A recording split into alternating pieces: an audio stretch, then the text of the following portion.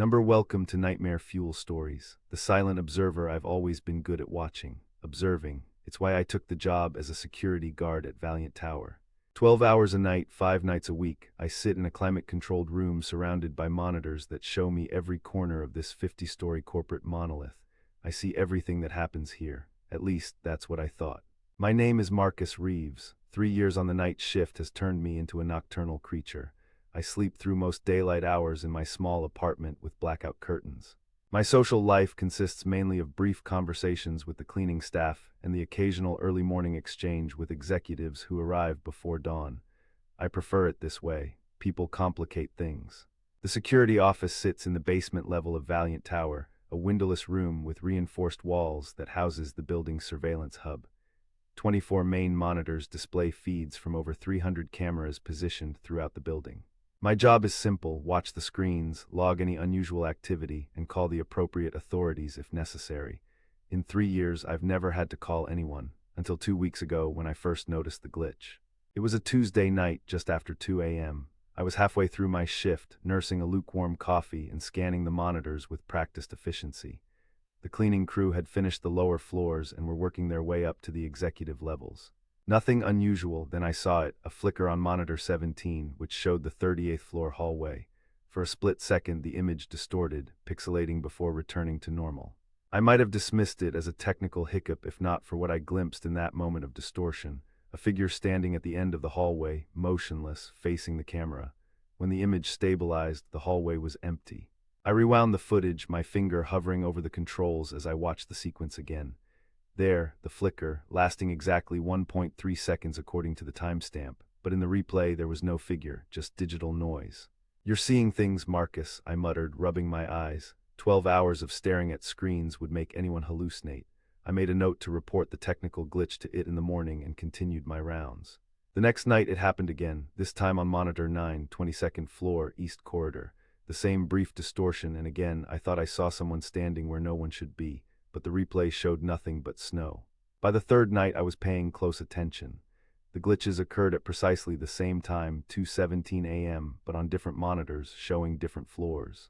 Always empty hallways, always a momentary disruption, and always that suggestion of a figure that wasn't there when I reviewed the footage. I began logging these incidents meticulously, noting the time, location, and duration. After a week I had enough data to see a pattern. The glitches were moving up the building, 1 floor each night, always in areas where no one should be at that hour. On the 8th night, I decided to investigate. At 2:10 a.m., I left the security office and took the service elevator to the 45th floor, where, according to my calculations, the next glitch would occur. The elevator doors opened to darkness. Motion sensors should have activated the lights, but they remained off. I stepped out, flashlight in hand, its beam cutting through the darkness like a knife. The executive floor was eerily silent. My footsteps echoed on the marble flooring as I made my way toward the East Corridor where camera 45E was mounted. I checked my watch, 2:16 a.m., 1 minute to go. I positioned myself directly beneath the camera, looking down the corridor that would soon appear on my monitor downstairs. If there was going to be a glitch, I wanted to see what was causing it firsthand. 2:17 a.m. came and went. Nothing happened. Feeling foolish, I was about to leave when the lights suddenly flickered on, then immediately off again. In that brief illumination, I saw something that made my blood freeze, a figure standing at the far end of the corridor, just as I'd glimpsed on the monitors. But this was no technical glitch. The figure was tall, unnaturally so, its proportions wrong in ways I couldn't immediately process, and it was looking directly at me. Darkness returned, and I fumbled with my flashlight, which had inexplicably gone dead. When I finally got it working again, the corridor was empty. My heart pounding, I hurried back to the elevator and returned to the security office. The monitors showed nothing unusual, just empty hallways and dark offices. I reviewed the footage from camera 45E, but there was no glitch, no figure, no evidence of what I'd seen. But I knew what I saw, and I knew I wasn't imagining it. The next morning, before heading home, I stopped by the IT department. Valerie Chen, the head of building systems, was already at her desk despite the early hour. "Hey, Val," I said, trying to sound casual. "Been having some issues with the surveillance system. Weird glitches always around the same time." She frowned, fingers already flying over her keyboard. "What kind of glitches?" I described what I'd been seeing, the momentary distortions, the suggestion of a figure, careful to leave out my excursion to the 45th floor.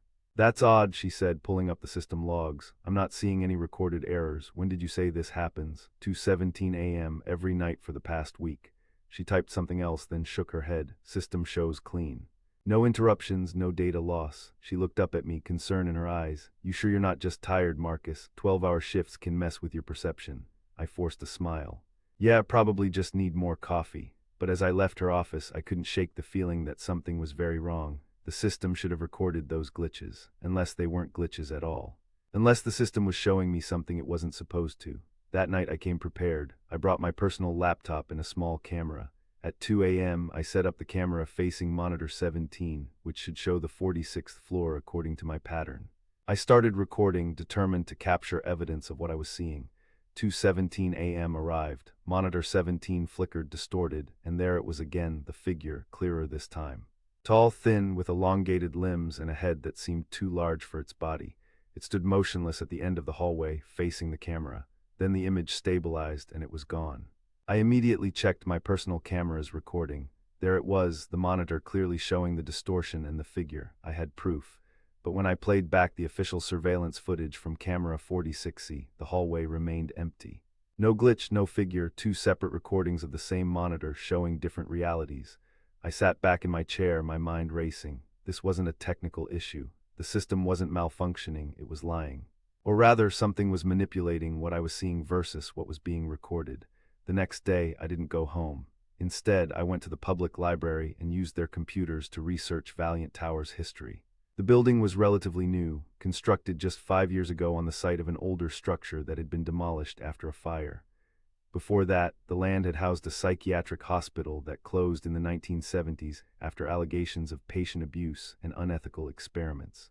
I found myself going down a rabbit hole of local history, reading about the hospital's chief psychiatrist, Dr. Edwin Valiant, who had pioneered controversial treatments for severe dissociative disorders. According to the articles, he believed that consciousness could be separated from the body and contained or transferred through electrical stimulation of specific brain regions. His research was discontinued after several patients died under mysterious circumstances and the hospital was shut down. The connection seemed tenuous, a doctor with the same name as the tower, conducting strange experiments decades ago. But as I dug deeper, I discovered that the corporation that built Valiant Tower was founded by Edwin Valiant's grandson, who had inherited his grandfather's estate and research archives. That night I returned to work with a growing sense of dread. The pattern suggested that tonight's glitch would appear on the 47th floor, but instead of waiting for it to happen, I decided to be proactive. At 1:30 a.m., I accessed the building's blueprint database from my terminal. Most of it was standard, floor plans, electrical schematics, HVAC systems. But when I searched specifically for the 47th floor, I found something unusual. A section of the floor that didn't appear on the public plans. A room approximately 20 feet square, located in the center of the building, with no apparent entrance or exit. I checked the other floors. The same unmarked room appeared on every level above the 40th, directly aligned, one above the other. 10 sealed rooms that officially didn't exist. At 2 a.m., I took the elevator to the 47th floor. Unlike my previous excursion, this time I wasn't going to wait beneath a camera. I was going to find that room. The 47th floor housed the Research and Development Department of Nexus Biotechnologies, the primary tenant of Valiant Tower's upper levels. Their labs were secured with keycard access, but as head of night security, my badge granted me entry to all areas. I moved through the darkened laboratories, following the mental map I'd constructed from the blueprints. According to the plans, the unmarked room should be just beyond the main research lab, but when I reached that location, I found only a solid wall. No door, no visible entrance. I ran my hands along the wall, searching for seams or hidden mechanisms. Nothing, the surface was smooth, uninterrupted. I checked my watch, 2:15 a.m., 2 minutes until the glitch was scheduled to occur. Stepping back, I examined the surrounding area. The research lab contained various equipment, centrifuges, computers, microscopes, standard for a biotechnology facility. But against the far wall stood something less conventional. A large metal cabinet with thick cables running from its base into the floor. The cabinet was humming softly, a green light blinking on its control panel. I approached it cautiously. The cabinet was labeled Environmental Regulation System, but it seemed excessive for mere climate control. I tried the handle, but it was locked. 2:17 a.m. The lights in the lab flickered and the humming from the cabinet intensified. I turned, expecting to see the figure, but the lab remained empty. Then I noticed the monitors on the nearby workstations. Each screen showed the same image.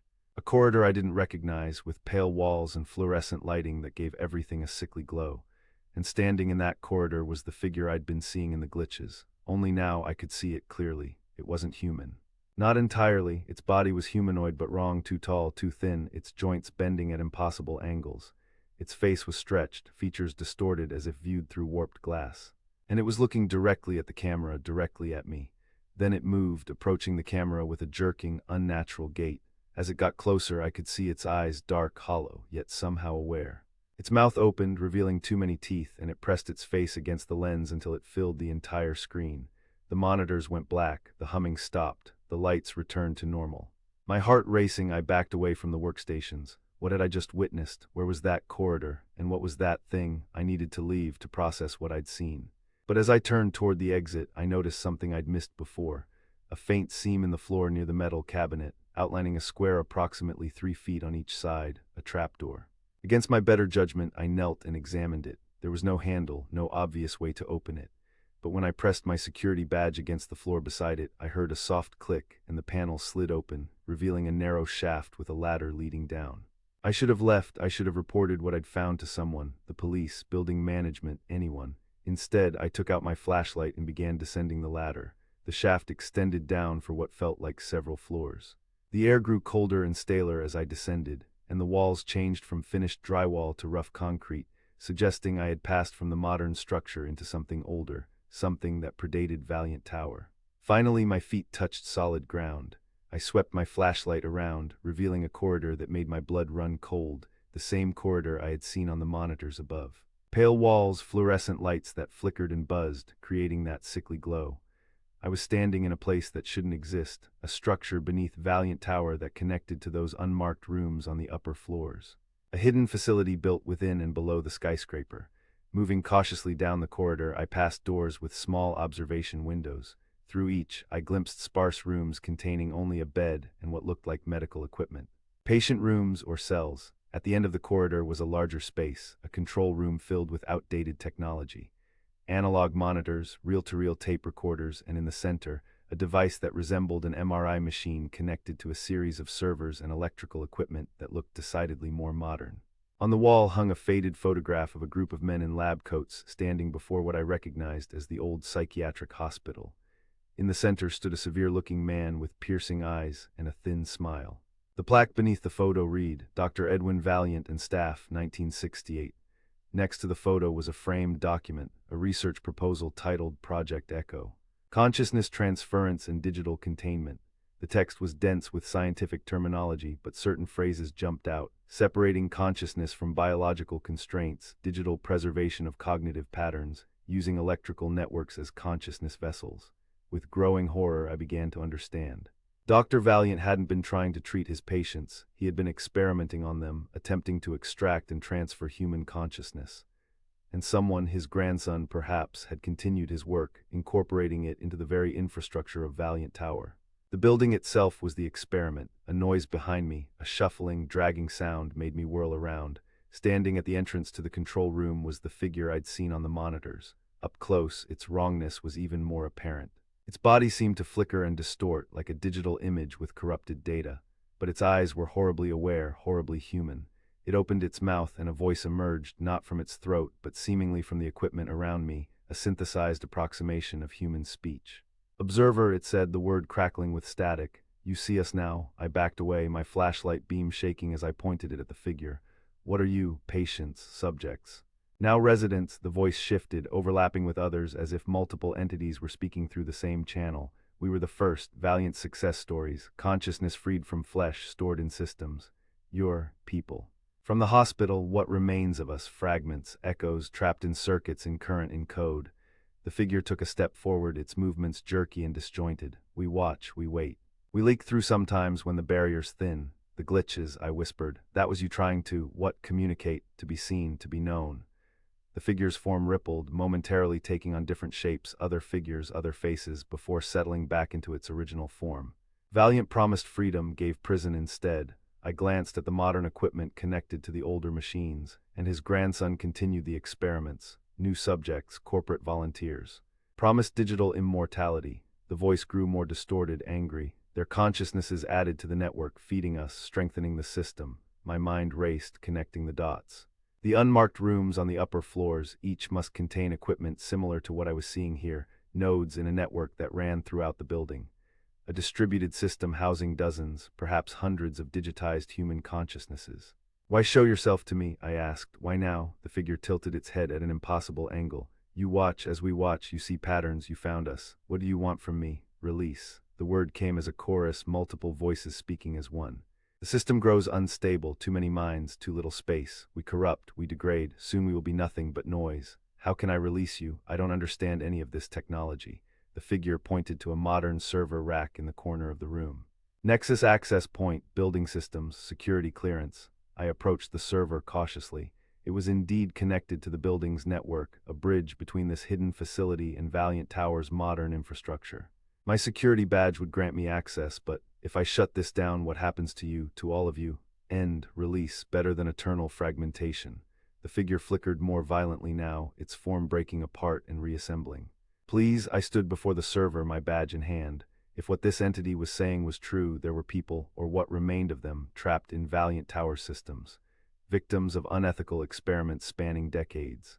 Shutting down the system would essentially kill them, but according to the entity, that would be a mercy compared to their current existence. But could I trust it? Was I being manipulated?